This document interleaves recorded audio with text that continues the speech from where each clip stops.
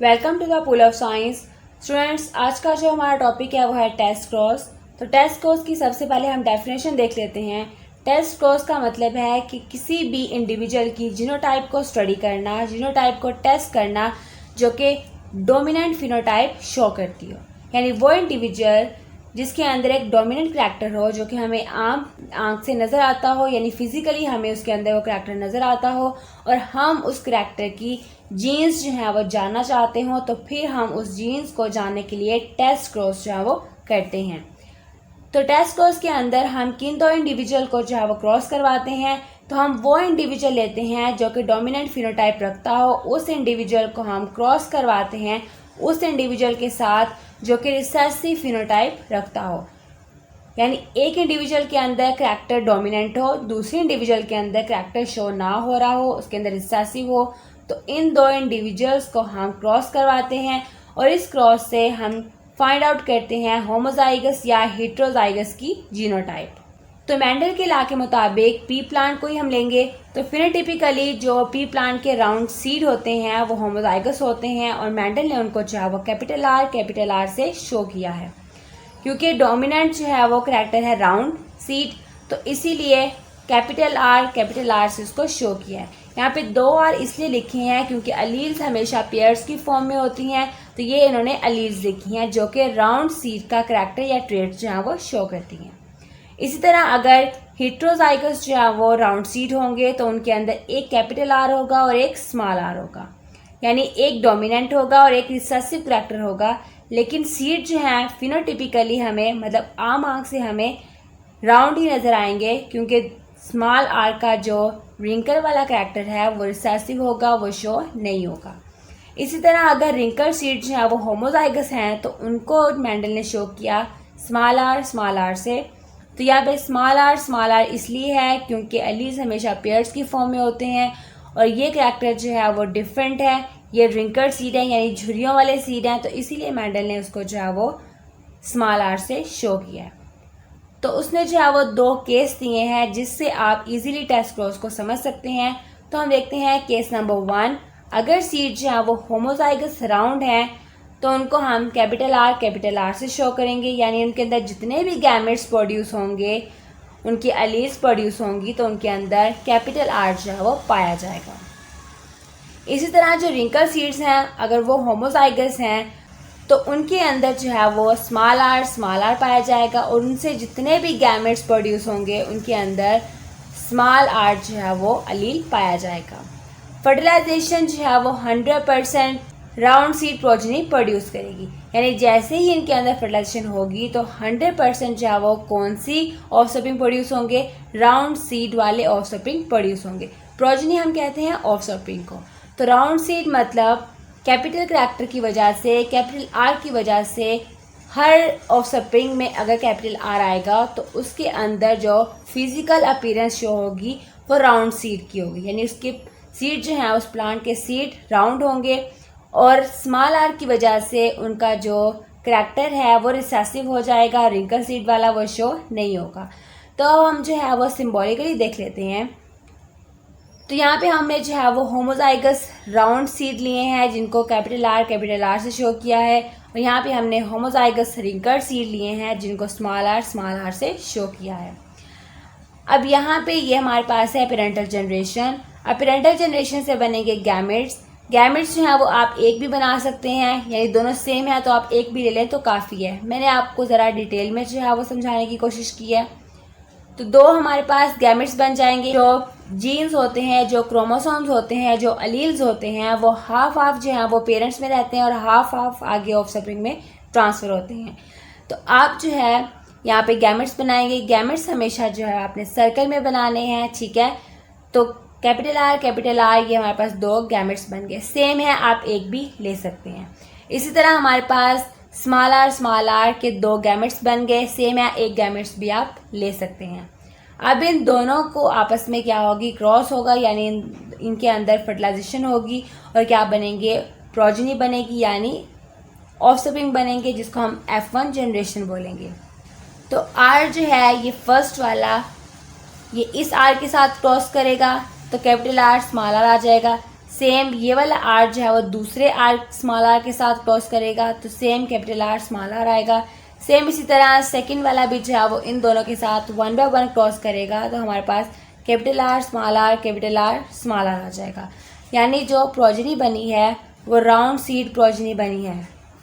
यानी जितने भी ऑफस्प्रिंग बने हैं वो तमाम के तमाम राउंड सीड रखते हैं और उनके अंदर जो स्मॉल आर वाला रिंकल सीड वाला कैरेक्टर है वो रिसेसिव है। फिजिकली हमें जो है वो राउंड सीड ही शो होंगे। तो इस तरह हम टेस्ट क्रॉस की मदद से इंडिविजुअल की जीनोटाइप जो है वो इजीली स्टडी कर सकते हैं। नेक्स्ट हमारे पास है केस नंबर 2। तो अगर सीड जो है वो हेटेरोजाइगस राउंड होंगे यानी उनके अंदर एक कैपिटल आर होगा और एक स्मॉल आर होगा तो यानी जीन्स जो है वो इनके अंदर डिफरेंट हैं और करैक्टर जो है वो डोमिनेंट है कैपिटल आर की वजह से, तो इससे जो आगे प्लांट प्रोड्यूस होगा तो इसमें हाफ गैमेट्स जो हैं वो कैपिटल आर होंगे और हाफ गैमेट्स जो हैं वो स्मॉल आर रखेंगे। इसी तरह रिंकल्ड सीड प्लांट जो है वो होमोजाइगस होगा तो उसके अंदर जितने भी गैमेट्स प्रोड्यूस होंगे तो वो स्मॉल आर ही होंगे। अगर इनके अंदर फर्टिलाइजेशन होती है तो जो रिजल्ट होगा वो 50% राउंड सीड प्रोड्यूस होंगे प्लांट के अंदर और 50% ही रिंकल्ड सीड यानी झुर्रियों वाले सीड जो हैं वो प्रोड्यूस होंगे। तो अगर एक सिंगल रिंकल्ड सीड जो है वो ऑफस्प्रिंग के अंदर डिवेल्प हो जाता है तो ये जाहिर करता है, ये साबित करता है कि जो राउंड पेरेंट्स हैं यानी वो पेरेंट्स जिनके अंदर राउंड सीड पाए जाते हैं उनके अंदर जो है वो हेटेरोजाइगस नेचर जो है वो पाई जाती है। तो हम जो है वो सिंबॉलिकली देख लेते हैं। तो ये हमारे पास है हेटेरोजाइगस राउंड सीड जिसके अंदर कैपिटल आर और स्मॉल आर दो डिफरेंट जो है वो एलील्स पाए जाते हैं। उसको हमने क्रॉस करवाया है रिंकल्ड होमोजाइगस के साथ। तो स्मॉल आर जो है वो ये रिंकल्ड सीड को शो करता है। अब ये हमारे पास जो है फिर से P1 जनरेशन होगी और इनसे गैमेट्स बनेंगे। दोनों डिफरेंट हैं तो दो डिफरेंट जो है वो गैमेट्स बनेंगे कैपिटल आर और स्मॉल आर। इनको आपने हमेशा सर्कल में लिखना है। अब रिंकल्ड सीड जो है स्मॉल आर तो ये दोनों सेम है, आप चाहें तो एक भी जो है वो बना सकते हैं। मैंने दोनों ही जो है यहाँ पे लिख दिए। तो स्मॉल आर अलग अलग जो है इनके गैमेट्स बन जाएंगे। अब इस एक कैपिटल आर को इन दोनों के साथ 1 बाय 1 क्रॉस करवाना है। तो कैपिटल आर स्मॉल आर ये हमारे पास आ जाएगा। इसी तरह ये जो स्मॉल आर है इन दोनों के साथ हमें इसको क्रॉस करवाना है। तो स्मॉल आर तो इससे हमारे पास जो प्रोजनी होगी उसमें 50% जो है वो हेटेरोजाइगस राउंड सीड होंगे और 50% जो है वो होमोजाइगस रिंकल्ड सीड जो है वो डिवेल्प होंगे। हेटेरोजाइगस है क्योंकि इनके अंदर दो डिफरेंट एलील पाई जाती हैं। राउंड इसलिए कहा है क्योंकि कैपिटल आर की वजह से जो करैक्टर होगा जो हमें नज़र आएगा सीड का वो सीड राउंड होंगे। तो 50% ऑफस्प्रिंग हमारे पास राउंड सीड जो कि डिफरेंट हेटेरोजाइगस होंगे और 50% जो है वो होमोजाइगस लेकिन झुर्रियों वाले सीड जो है वो प्लांट के ऊपर डिवेल्प होंगे। तो रिजल्ट में जो है हम ये नतीजा निकालते हैं कि हाफ ऑफस्प्रिंग जो है वो राउंड सीड रखेंगे और हाफ ऑफस्प्रिंग जो है वो रिंकल सीड रखेंगे। तो इस तरह जो है हम किसी भी इंडिविजुअल की टेस्ट क्रॉस की मदद से जीनोटाइप जो है वो इजीली स्टडी कर सकते हैं। फ्रेंड्स, आज का जो हमारा टॉपिक है वो है dihybrid and dihybrid cross.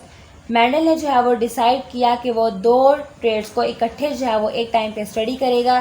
Trades यानी डिफरेंट करैक्टर्स को वो स्टडी करेगा। तो उसने सबसे पहले जो है वो दो करैक्टर्स को स्टडी किया। तो दो करैक्टर्स को जब एक टाइम पे हम स्टडी करते हैं तो उसको हम डाई हाइब्रिड कहते हैं। और अगर दो दो करैक्टर्स वाले प्लांट्स को आपस में क्रॉस करवाते हैं तो उसको हम डाई हाइब्रिड क्रॉस कहते हैं। तो मेंडल ने जो है यहाँ पे दो करैक्टर कौन से लिए थे, क्योंकि वो पी प्लांट के ऊपर एक्सपेरिमेंट कर रहा था तो उसने पी प्लांट के ही सीड की शेप को लिया और सीड के कलर को लिया। तो सीड शेप जो है वो राउंड हो सकती है और रिंकल हो सकती है, यानी मटर के जो सीड हैं उनकी शेप या तो गोल हो सकती है या फिर वो झुर्रियों वाले हो सकते हैं। इस तरह सीड कलर जो है या तो वो येलो हो सकता है या फिर वो ग्रीन हो सकता है। तो मेंडल ने जो है वो सबसे पहले ट्रू ब्रीडिंग जो है वो करवाई दो प्लांट्स के अंदर जो कि नेचुरली जो है वो प्रोड्यूस हुए थे। तो वो प्लांट जिसके अंदर राउंड सीड और येलो कलर जो है वो पाया जाता था उसको उसने क्रॉस करवाया रिंकल सीड रखने वाले और ग्रीन कलर रखने वाले प्लांट के साथ। तो ट्रू ब्रीडिंग हम कहते हैं कि वो प्लांट्स जो कि नेचुरली जो है वो डिवेल्प हुए हैं और उनको आपस में जब हम क्रॉस करवाते हैं तो इसको ट्रू ब्रीडिंग। तो इस ट्रू ब्रीडिंग के नतीजे में जो ऑफस्प्रिंग प्रोड्यूस हुए उसको हम F1 जनरेशन में प्लेस करते हैं। और ऑफस्प्रिंग जो है तमाम के तमाम राउंड और येलो सीड रखने वाले थे, क्योंकि इनके अंदर डोमिनेंस करैक्टर जो है वो पाया जाता था। डोमिनेंस होने की वजह से ऑलमोस्ट जो है डाईहाइब्रिड जो ऑफस्प्रिंग प्रोड्यूस हुए उनके अंदर जो सीड था वो राउंड था और सीड का कलर क्या था, येलो था। इसी तरह उसने जो है वो डाईहाइब्रिड क्रॉस को फिर सेल्फ फर्टिलाइज होने दिया, यानी जो ट्रू ब्रीडिंग से F1 ऑफस्प्रिंग प्रोड्यूस हुए, F1 जनरेशन जो है वो डेवलप हुई, F1 जनरेशन को फिर उसने सेल्फ फर्टिलाइज होने दिया। अब मटर का जो पौधा होता है उसके अंदर सेल्फ फर्टिलाइजेशन एबिलिटी जो है वो नेचुरली पाई जाती है। तो मेंडल ने ट्रू ब्रीडिंग करवाने के बाद F1 ऑफस्प्रिंग को खुद ब खुद ही फर्टिलाइज होने दिया।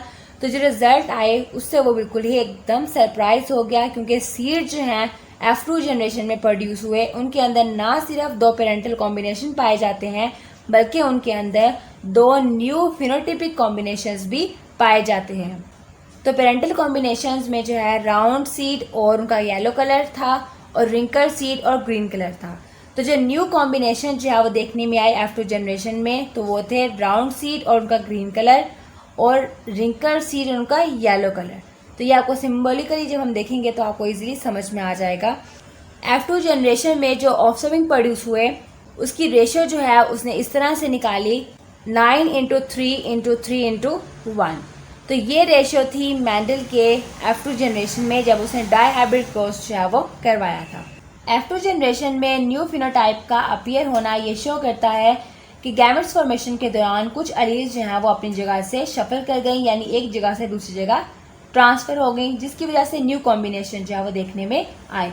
तो मेंडल जो है वो इस मैकेनिज्म को एक्सप्लेन करता है अपने इंडिपेंडेंट सॉर्टमेंट लॉ के ज़रिए। क्या निकाला कि एलील्स जो हैं चाहे वो सीड शेप के हों चाहे वो कलर के हों, तो वो कभी भी पेरेंटल कॉम्बिनेशन के अंदर फॉरएवर जो है बाउंड होके नहीं रहते, बल्कि वो next generation to next generation shuffle होते रहते हैं, जिनकी वजह से उनके अंदर न्यू कॉम्बिनेशंस और न्यू करैक्टर जो है वो शो होता रहता है। तो हम देख लेते हैं मेंडल ने क्रॉस जो है वो सिम्बॉलिकली कैसे किया था। तो मेंडल ने सबसे पहले ट्रू ब्रीडिंग करवाई थी, जिसको हम पेरेंटल जनरेशन कहते हैं, यानी फर्स्ट पेरेंटल जनरेशन। और ये प्लांट्स जो है वो नेचुरली प्रोड्यूस हुए थे जिनके दरमियान में मेंडल ने क्रॉस करवाया था। तो फर्स्ट प्लांट जिसके राउंड सीड थे और येलो कलर था, और सेकंड प्लांट जिसके झुर्रियों वाले यानी रिंकल सीड थे और उनका ग्रीन कलर था। तो राउंड को जो है कैपिटल आर से शो किया मेंडल ने, और येलो कलर को कैपिटल वाई से शो किया। इसी तरह रिंकल्ड को मेंडल ने स्मॉल आर से शो किया और ग्रीन कलर को स्मॉल वाई से शो किया। तो हर करैक्टर के 2 अलील्स होते हैं, तो इसीलिए हर करैक्टर के 2 अलील्स जो हैं वो यहाँ पे लिख दिए गए हैं। अब ये मेंडल ने जो है वो जो सिंबल दिए हुए हैं ये सिर्फ आप लोगों को समझाने के लिए दिए हैं ताकि आप इस कॉन्सेप्ट को इजीली अंडरस्टैंड कर सकें। आप अपनी मर्ज़ी से कोई भी सिंबल जो है वो राउंड और येलो सीड को या रिंकल और ग्रीन सीड को जो है वो आइडेंटिफाई करने के लिए यूज़ कर सकते हैं, ज़रूरी नहीं कि आप यही करें। अब इनके जो है वो गैमेट्स बनेंगे। तो गैमेट्स जो है वो कैसे बनेंगे, क्योंकि हाफ अलील जो है वो मदर से और हाफ फादर से जो है वो आगे ऑफस्प्रिंग में ट्रांसफ़र हो जाती हैं। तो सेम हम यही करेंगे, दोनों जो हैं वो पेयर ऑफ अलील हैं, तो एक कैपिटल आर आ गया, एक कैपिटल वाई आ गया। और गैमेट्स बनेंगे तो गैमेट्स को हमेशा आपने सर्कल में लिखना है। इसी तरह यहाँ पे जो है गैमेट बनेगा एक आर स्मॉल और एक स्मॉल वाई, तो ये सर्कल में करेंगे तो ये गैमेट्स बन जाएगा। इन दोनों के अंदर फर्टिलाइजेशन होगी, क्रॉस होगा, तो जो हमारे पास जनरेशन होगी वो F1 जनरेशन होगी, यानी फर्स्ट फीरियल जनरेशन जो कि ट्रू ब्रीडिंग से डेवलप हुई है। तो इस जनरेशन में जो ऑफस्प्रिंग होंगे वो तमाम के तमाम प्रोड्यूस होंगे राउंड सीड और येलो सीड रखने वाले, क्योंकि बाकी जो स्मॉल लेटर में है वो करैक्टर रिसेसिव है, वो अपना करैक्टर शो नहीं करेंगे। फिर मेंडल ने जो है वो इस F1 जनरेशन को सेल्फ फर्टिलाइज होने दिया, यानी इसको फर्दर किसी के साथ क्रॉस नहीं करवाया, क्योंकि मटर के पौधे के अंदर सेल्फ फर्टिलाइजेशन की एबिलिटी होती है। तो F1 जनरेशन ने सेल्फ फर्टिलाइज किया, तो यहाँ पे सेल्फ फर्टिलाइज करवाया है F1 जनरेशन को। तो F1 जनरेशन यानी दोनों आपस में ही जो है वो क्रॉस करेंगे, तो ये पेरेंट्स बन गए P2 यानी सेकेंड पेरेंटल जनरेशन। अब इनसे आगे गैमेट्स बनेंगे, तो गैमेट्स जो हैं इनके अंदर डिफरेंट तरीके से बनते हैं जो आपने अच्छे से समझना है। तो ये जो हमारे पास कैपिटल आर है ये कैपिटल आर इन दोनों वाई के साथ 1 बाय 1 क्रॉस करके गैमेट्स बनाएगा। फिर ये जो स्मॉल आर है ये इन दोनों वाई के साथ 1 बाय 1 क्रॉस करके गैमेट्स बनाएगा। तो इस तरह चार गैमेट्स जो हैं वो डिवेल्प होंगे। तो कैपिटल आर और कैपिटल वाई ये एक गैमेट बन गया, कैपिटल आर स्मॉल वाई ये एक गैमेट बन गया। इसी तरह स्मॉल आर कैपिटल वाई एक गैमेट और small R small Y next gamete. तो इस तरह 4 गैमेट्स जो हमारे पास डिवेल्प हो गए। यहाँ भी सेम है तो यहाँ भी सेम ही 4 गैमेट्स जो हैं वो डिवेल्प हो जाएंगे। अब ये हमारे पास गैमेट्स बन गए। इन गैमेट्स के अंदर फर्टिलाइजेशन होगी और F2 जनरेशन डिवेल्प होगी, यानी सेकेंड फीलियल जनरेशन। तो अगर हम लाइनिंग के ज़रिए इसको जो है वो क्रॉस करें तो काफ़ी मैस होने का ख़तरा होता है, इसीलिए मेंडल ने इनके लिए पुनेट स्क्वायर जो है वो डेवलप किया। तो पुनेट स्क्वायर के ज़रिए हम इजीली जो है वो काफ़ी सारे कैरेक्टर्स को या काफ़ी सारे गैमेट्स को सिंपल वे में आइडेंटिफाई या क्रॉस करवा सकते हैं। तो ये जो 4 गैमेट्स हैं पुनेट स्क्वायर में एक बॉक्स बनाते हैं जिसके एक तरफ जो है वो एक तरफ के 4 गैमेट्स रखे जाते हैं और दूसरी तरफ जो है वो दूसरे 4 गैमेट्स जो है वो अरेंज किए जाते हैं। फिर 1 बाय 1 जो है वो पहले गैमेट को ऊपर वाले 4 गैमेट्स के साथ 1 बाय 1 क्रॉस करवा के इस खाने में लिख दिया जाता है। जैसे कि कैपिटल आर कैपिटल वाई है और ये कैपिटल आर और कैपिटल वाई आपस में क्रॉस करेंगे और इस बॉक्स में लिख देंगे। तो कैपिटल आर ठीक है, एक करैक्टर के अलीज को आपने इकट्ठे ही लिखना है, आगे पीछे नहीं करना। तो इस तरह कैपिटल वाई तो ये हमारे पास एक ऑफसेपिंग डिवेल्प हो गया। इसी तरह कैपिटल आर जो है ये दूसरे वाले पोर्शन के साथ आर के साथ बाइंड होगा और कैपिटल वाई स्मॉल वाई के साथ बाइंड होगा। तो ये हमारे पास सेकंड जो है वो ऑफसेपिंग डिवेल्प हो गया। इसी तरह इस कैपिटल आर को तीसरे के साथ क्रॉस करवा के लिख देना है, चौथे के साथ क्रॉस करवा के लिख देना है। इस तरह 1 बाय 1 इन तीनों के साथ भी ऐसे ही करना है। तो ये हमारे पास जो F2 जनरेशन आएगी उसकी रेशो होगी 9:3:3:1, जो कि मेंडल के लिए जो है बहुत ही सरप्राइजिंग रेशो थी। तो 9 जो प्लांट्स थे इस ऑफस्प्रिंग में वो थे राउंड सीड और येलो कलर रखने वाले प्लांट, और 3 प्लांट्स ऐसे थे जिनके सीड जो हैं वो राउंड थे और ग्रीन कलर उनका था, और 3 ऐसे थे जो कि झुर्रियों वाले सीड थे और उनका कलर येलो था, और एक जो है वो न्यू कॉम्बिनेशन था बिल्कुल ही डिफरेंट जो कि रिंकल यानी झुर्रियों वाला सीड था और उसका कलर जो है वो ग्रीन था।